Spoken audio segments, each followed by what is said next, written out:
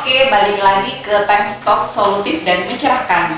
Di segmen kedua ini kita akan bahas sesuatu yang lebih menarik. Jadi kemarin itu kabarnya Dr. Umar ini mau menggandeng sosok yang kita kenal banget ya, Nisa Sabian, Bu gengs. Ada juga ini Syara, katanya mau dijadikan sebagai Wakil Bupati Malang. Bener nggak itu, Dok?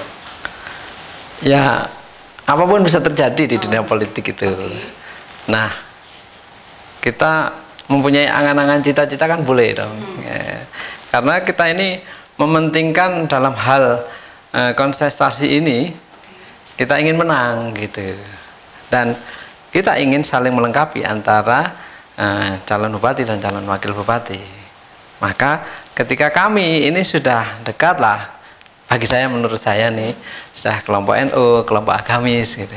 Tapi bagaimana dengan kelompok milenial dan kelompok yang lain? Karena itu ya teman-teman sudah ada yang komunikasi dengan Mbak Yuni Sara dan ada yang mencoba komunikasi dengan Nisa Sabian. Juga kita kalau di lokal ini ada ketua fatayat kita Nur Mutia Farida begitu ya. Nah itu kita angkat dari yang dekat dengan milenial sehingga ya kita coba saja, wong ditanyai wartawan ya mau saya jawab apa, memang itu menjadi nominasi-nominasi selain tokoh-tokoh lokal kita gitu. Kenapa harus mereka berdua yang dipilih? Ya kalau Nisa Sabian itu kan mewakili milenial yang cenderung tampak sopan gitu ya. Ya kalau Bu Yuni Sara ini milenial yang tidak terlalu glamor, asli orang Malang dan ternyata multi talenta. Dia punya beberapa bisnis yang cukup berhasil. Ini yang mungkin tidak banyak orang tahu, sehingga luar biasa kalau itu bisnis. Kan Kabupaten Malang ini perlu dikembangkan nih, perlu banyak investor. Bu Yuni Sara punya kenalan seluruh Indonesia, banyak kenalannya di Jakarta. Kalau investor itu ditarik ke sini, alangkah luar biasanya gitu. Ini yang cocok dengan misi kita, ingin meningkatkan kesejahteraan masyarakat. Kalau anggaran ini dari Malang-Malang aja dikelola dengan baik, ditambah lagi dari luar, dari nasional, pasti akan ada percepatan ekonomi. Oke. Karena ini yang ditarik itu public figure nih dokter ya. Ya. Apa ada kurang percaya diri dari dokter sendiri sampai akhirnya kenapa harus memilih public figure untuk meningkatkan kredibilitas dari seorang dokter Umar? Tidak begitulah, pasti saya sangat percaya diri. Sehingga ya ini dalam hal keperluan jangka lanjutan gitu ya. Karena untuk keperluan pemenangan kita percaya diri, tapi kita tidak boleh lengah. Saya tidak pernah meremehkan. Dalam hal ini tidak boleh hanya dipikirkan gampangnya saja, tidak boleh dipikirkan mudahnya saja, tapi juga kesulitannya bagaimana, hal-hal yang menjadi tantangan-tantangan kita bagaimana. Sehingga dalam hal ini pemikiran-pemikiran kita untuk saling memperkuat itu caranya bagaimana. Nah karena itu ya, karena ini bisa dikomunikasikan, potensi ini kan ada Bu Yanti Krisdayanti dulu kesini. Nah, barangkali kakaknya, saudaranya ini kan juga orang Malang, barangkali bisa ke sini gitu. Ya itulah, sehingga kok pas ini saling melengkapi ini sudah.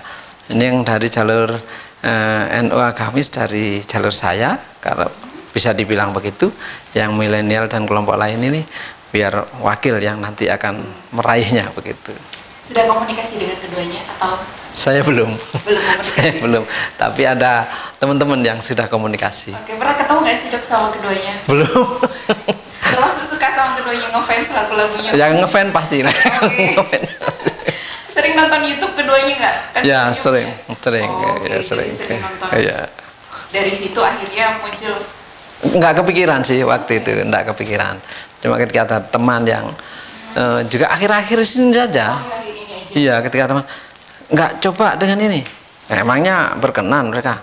Coba saya komunikasikan, kok ada tanda-tanda berkenan gitu.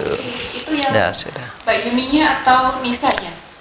Terutama yang komunikasinya lebih terbuka itu Mbak Yuni. Kalau Nisa masih malah Oke. Masih malu-malu, mungkin masih muda ya dia. Oh, jadi nanti punya wakil bupati Mbak Yuni Syara nih, arek Malang ini, gimana ini? Wah. Oke. Ya, saya kira bagus-bagus saja lah. Saya kira Tapi ada bagus-bagus. nama lain yang muncul selain Yuni Syara dan Ada ya Nur Mutia Farida, ada Didik Mul mantan sekda itu, ada Pak Miskat, ada Pak Ahmad Kartala, ada nama Husni Mubarak, juga ada nama Bu Khofidah, ada nama Bu Hikmah Bafake. Oke. Banyak yang di dalam tim itu Nama-namanya. konfigurasi yang bisa nanti menjadi wakil bupati gitu.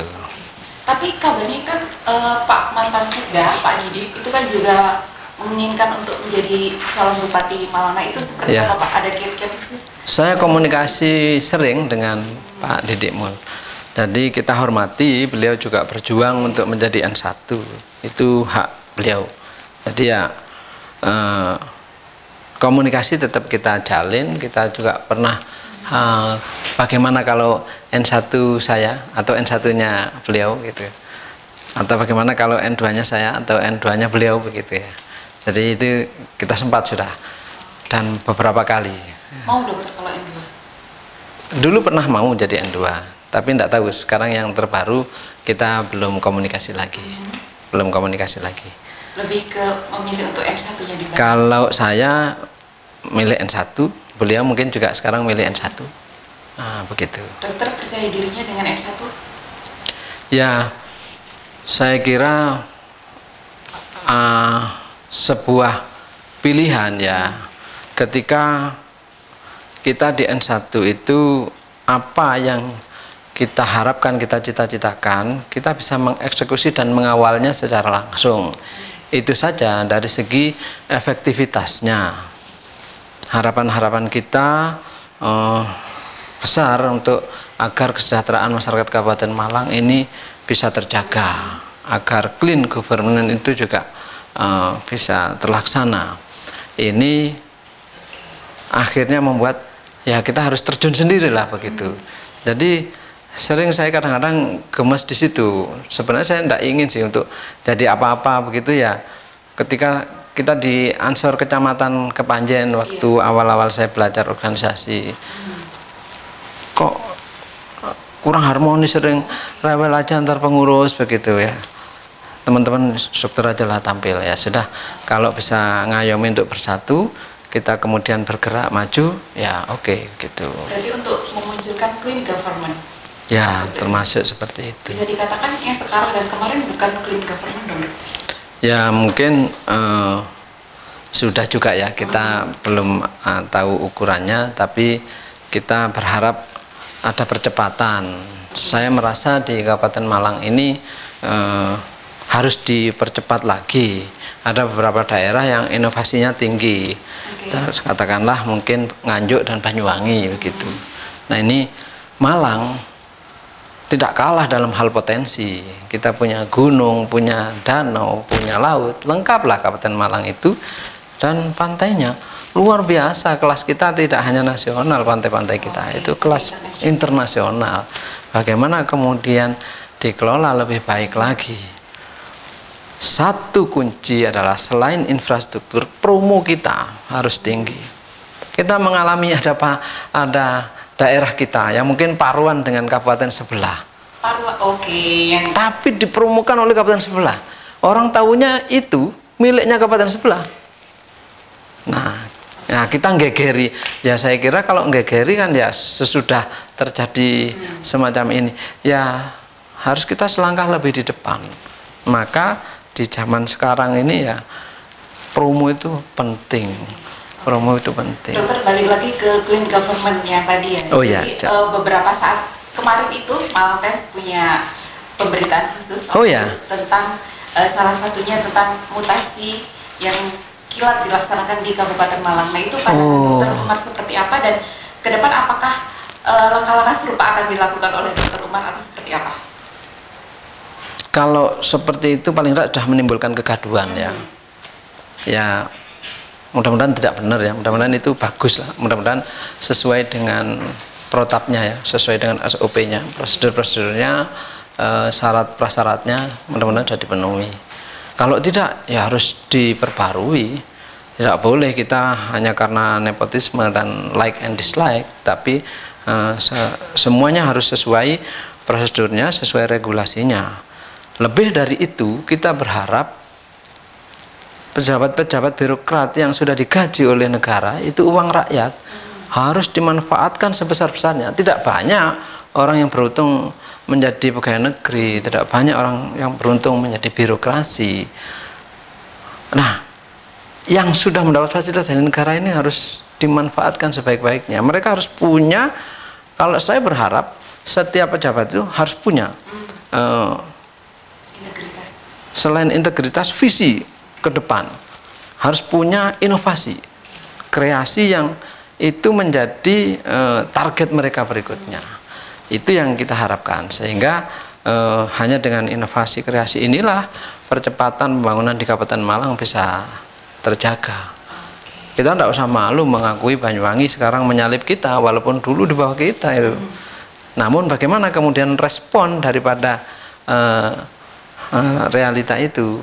Kita harus bangkit. Kita juga dulu punya bupati yang luar biasa visionernya, bagaimana membangun Kabupaten Malang dengan corak di masing-masing daerahnya berbeda, pembangunannya dan disesuaikan dengan karakteristik masing-masing. Wah, itu harus kita lanjutkan. Oke, proses menduduki jabatan khusus di Kabupaten Malang dengan cara kilat itu benar-benar setuju nggak, Dok? Setuju atau enggak? Ya janganlah, jangan. Kalau apalagi tidak benar, itu jangan. Walaupun sedekat apapun dengan kita itu. Jadi prosedurnya harus dipenuhi dulu. Bahkan lebih-lebih tadi, apa langkah ke depan yang dia punya? Karena sebenarnya birokrat kita itu orang yang luar biasa. Kalau dari masuknya, seleksinya kan cukup kuat. Berapa persen yang diterima pegawai negeri daripada yang tidak lolos? Itu berarti secara bahan dasar mereka itu sudah istimewa. Nah, bagaimana kemudian kita merawatnya hal yang istimewa itu menjadi betul-betul berdampak spesial, itu yang harus kita jaga. Untuk mempertahankan kualitas SDM di Betul, itu untuk merawat dan mesejahterakan masyarakat Kabupaten Malang. Oke, siap. Kita break dulu, setelah ini kita lanjut ke segmen 3.